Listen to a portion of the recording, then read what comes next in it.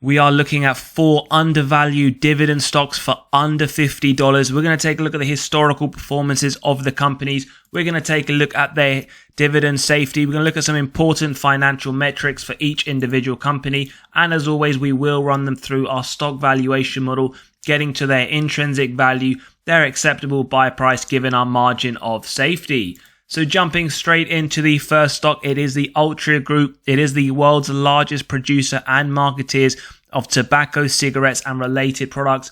Now year to date, they are down around 10%. They are trading towards their 52-week low and offer a very strong yield of 9.6%.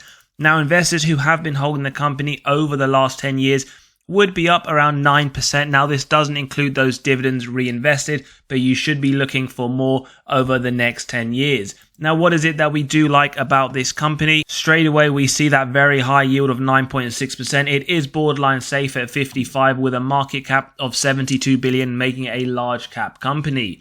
Now, in terms of some recessionary metrics for those that see a recession looming, they did increase their dividend during the 07-09 recession. They had around negative 50% sales, which was below the average growth of companies in the S&P 500. But bearing this in mind, they did outperform the S&P negative 20% versus the S&P's negative 55 from 07-09. Now, dividend growth, they had an increase of 4.3% this year. Now, whilst I'm an advocate for 4% or more in your dividends, salary and other income producing assets to keep in line with inflation, this is a relatively strong increase when you are locking in such a high yield at 9+%. Over the last 5 years, 8% or more on average, which was positive to see. Over the last 20 years, a little bit slow at 2%. Now, they are a dividend king. They have been paying increasing dividends for 50 years or more. Now, in terms of dividend yield theory, which we'll look at every stock, it is saying that company is undervalued when the current yield sits above the 5-year average. So we have our first sign of undervaluation, current yield of 9.6% versus the 5-year of 7.91. But bear in mind, we never look at any of these models in isolation and draw our conclusions towards the end. Forward PE, 8 versus 9.7, another sign of undervaluation. And we can see the sector PE significantly higher, 18.5. Now, when we take a look at that free cash flow payout, remember on the channel, we focus on the free cash flow. Earnings is susceptible to manipulation by management through accounting. We look for around 85% or lower. Now, what we can see over the last 10 years, it has been around 85% or lower for the majority of this period. And we can see over the more recent period, it has been below 80%, with 2022 at 73%. 2023, though, is expected to go slightly higher at 83%. Now, when we take a look at their free cash flow, we see it has grown from $2.12 in 2013 to $5, which is positive to see the consistent increases over the last 10 years. Taking a look at sales growth, one area that you could argue they do tend to struggle, whilst we look for 3 to 7% growth year on year, the last 10 years hasn't seen a lot of growth, which is one of the essential downsides to this company. Now, when we take a look at the total sales numerically, you'll see that it goes from 17 billion to 21 billion. And on top of that, they do some nice share buybacks. Shares outstanding has decreased from 2 billion in 2013 to around 1.8 billion in 2022, effectively buying back 10% of their shares over the last 10 years. ROIC, we do like to see 10% or more. It does give us faith that management are able to effectively allocate their capital. And over the last 10 years, we can see this figure has been very, very high, with the last 2 years in the 40s, giving us a lot of faith in management and the way they manage the business. Margins, both operating margin and free cash flow margin, well above the 25% we look for on the operating margin and well above that 20% we look for the free cash flow margin specific to tobacco companies. Very nice to see on both fronts. Finally, the net debt to EBITDA, which does correlate to that dividend safety, we do like to see this below 3. 3 signaling the number of years it would take the company to pay off all of their debt net of cash on hand. And we can see in 2022, this is 1.85 and it has been decreasing over the last 5 years. So that is very positive to see for this company.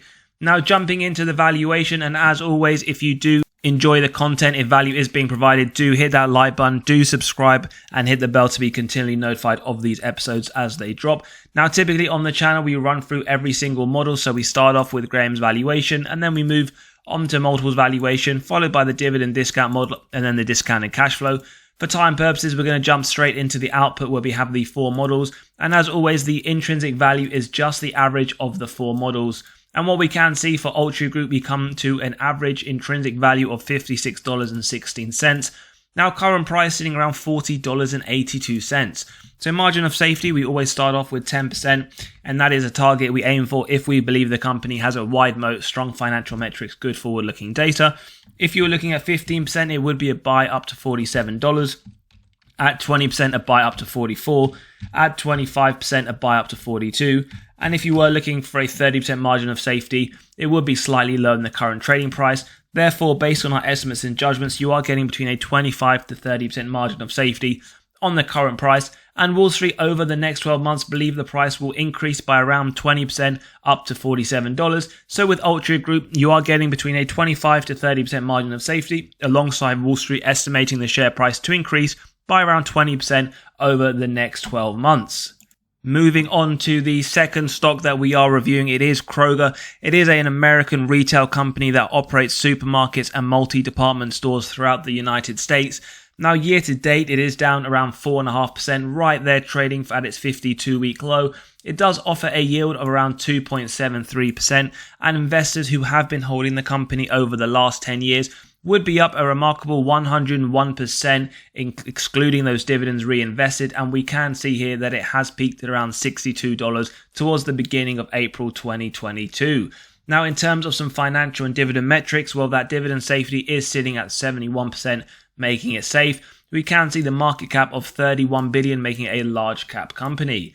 Now, in terms of some recessionary metrics, they did increase their dividend during the last recession. They had around recession sales, which was relatively flat, and they did outperform the S&P at a negative 31% return versus the S&P's negative 55%. Now, some impressive dividend growth for Kroger. We see this year double-digit increase, 12% in June, 15% over the last 5 years, and another double-digit on average increase over the last 10 years, which is a very positive statistic for those investors. Dividend growth, they have been paying increasing dividends over the last 16 years. And when we take a look at dividend yield theory, as always, it is stating a company is undervalued when the current yield is above the 5-year average. We have our first sign of undervaluation. We can see the forward PE as well at 9.4, sitting below the 5-year average.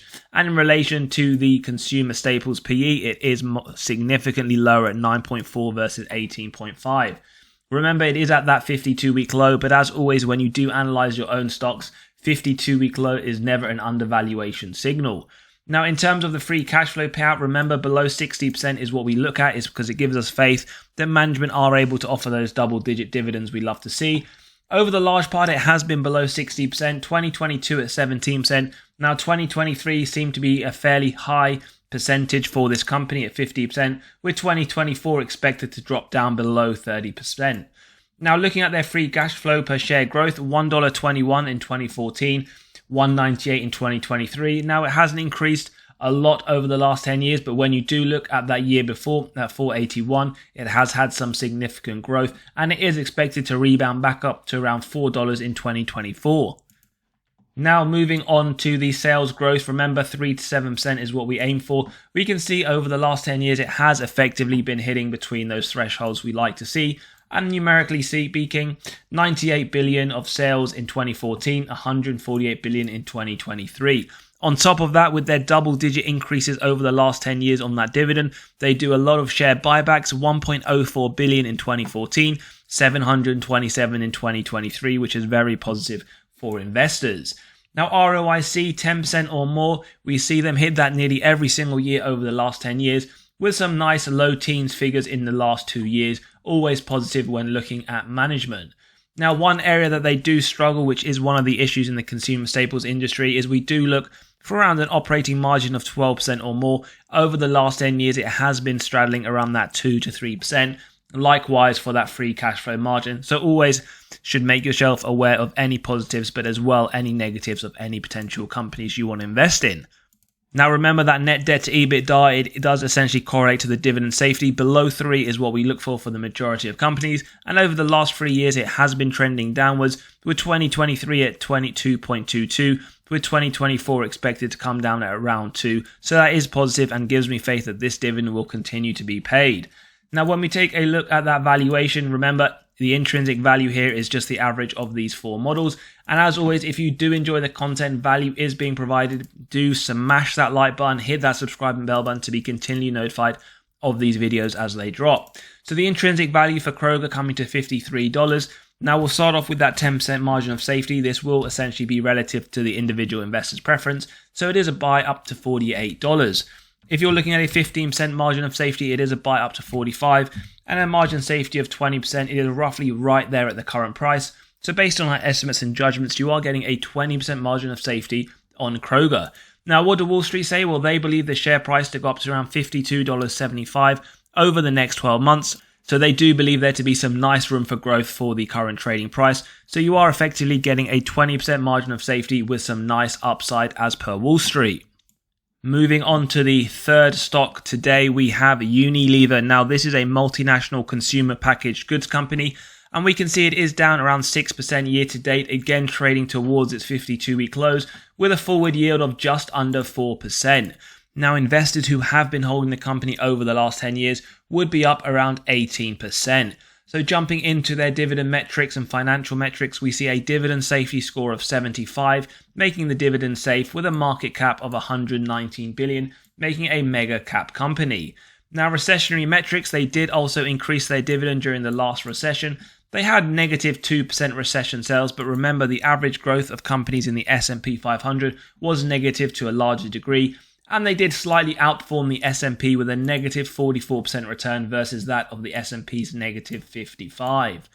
Now, dividend growth, as we can see, a negative 4% over the last full year, 3% per year on average over the last 5 years, with 1% per year on average over the last 20 years. Moving on to their dividend growth streak, they are a dividend aristocrat, having increased their dividends over the last 20 years. And one thing to note is they are paid out in euros. Now, moving on to dividend yield theory, we do see that the current yield is above the 5-year average, so we do see our sign of undervaluation. We also see the same story being told with the forward PE below the 5-year average at 15.9 versus 18.9, and the sector PE at 18.5, still higher than that of Unilever's 15.9. Now, taking a look at their free cash flow payout, what we see here is around 70% on average over the last 10 years, 76% in 2022 with 67% in 2023. Onto the free cash flow per share, $1.45 in 2013, $2.19 in 2022. It has been fairly inconsistent, but overall it is moving in the right direction, with 2023 expected to come in at the mid-2s. Now, sales growth, remember 3 to 7% is what we like to see for growth on average companies, with the REITs being more around 5 to 10%. It has been fairly inconsistent with some years of negative growth and some years as we see double digit similar to 2022. Numerically speaking, around 50 billion worth of sales in 2013, 60 billion in 2022. And we can see, likewise to Kroger, they do shares buybacks going from 2.92 billion in 2013 to 2.56 billion in 2022. ROIC, very nice to see a company when it has strong ROICs consistently year on year, with the last 2 years sitting around 18%, again giving us faith in the management team. Free cash flow margins, very nice to see, especially in the difficult consumer staples industry, above that 16% over the last 10 years for the majority of the period, around 18% from 2020 to 2021, with a drop to 16% in 2022, and the free cash flow margin around that 7% target that we like to see.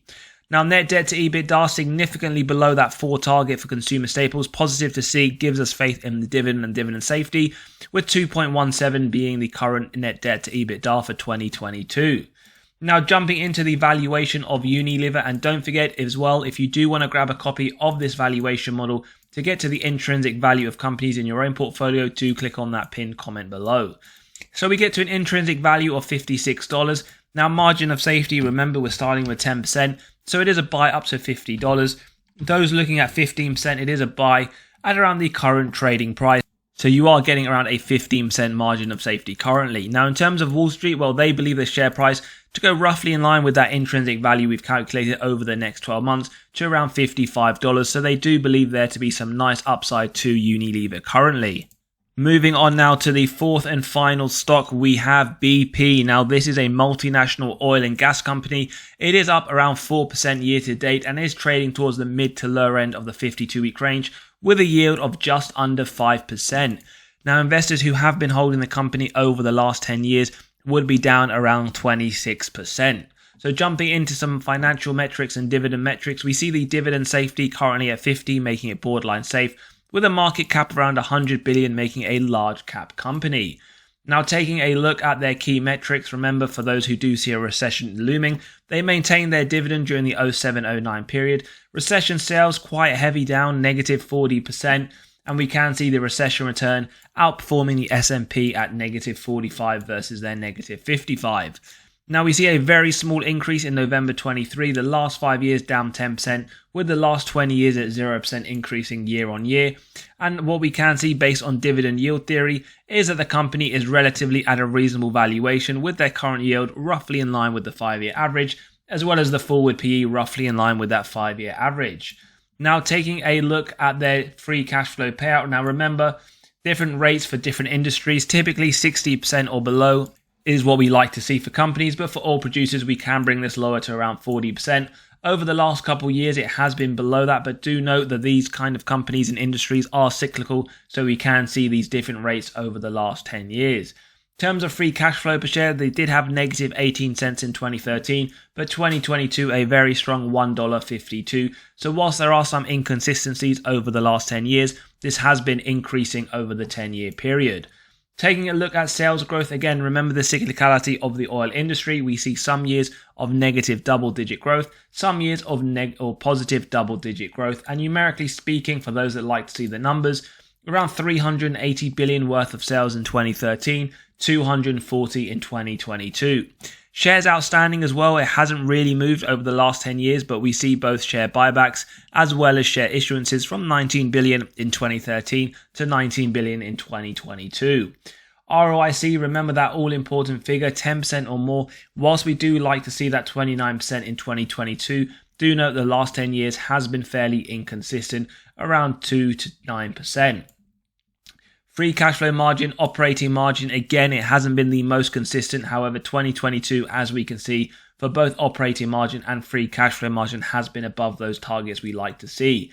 Net debt to EBITDA, remember, below 1.5 for oil producers, 2021 at 1.13, 2022 very low at 0.31, but it is expected to climb slightly higher in 2023, although still below that 1.5 target. Now, in terms of the valuation for Beyond Petroleum, how do we see that? Well, the intrinsic value, and don't forget, it is just the average of the models that we do use, comes for this company to $45. Now, as always, if you do enjoy the content, value is being provided, hit that like button, hit the subscribe and bell to be continually notified of these episodes as they drop. So let's start off with a 10% margin of safety. It is a buy up to $40.71, 15% up to $38, and those looking at a 20% margin of safety, it would be a few cents shy of the current trading price. And those looking at 25%, you would be looking around $34. So right now for BP, you would be getting between a 20 to 25% margin of safety. And in terms of Wall Street, what do they believe? Well, they do see the price to hit around $43 over the next 12 months. Slightly lower than our intrinsic value, but they do believe this to be a strong buy. As always, remember to do your own due diligence. And that is essentially the end of the episode. Don't forget to hit that like button, subscribe and hit the bell to be continually notified of these episodes. If you do want to grab a copy of the valuation model to get to the intrinsic value of companies in your own portfolio, do click on that pinned comment below. And as always, let me know your thoughts in the comments below. Are you looking to add any of these dividend stocks under $50 that we just run through? Or are there any other ones that you would add or include within this list? As always, have a great day. Don't forget to like, subscribe. Do let me know your thoughts in the comments below. And as always, see you on the next one.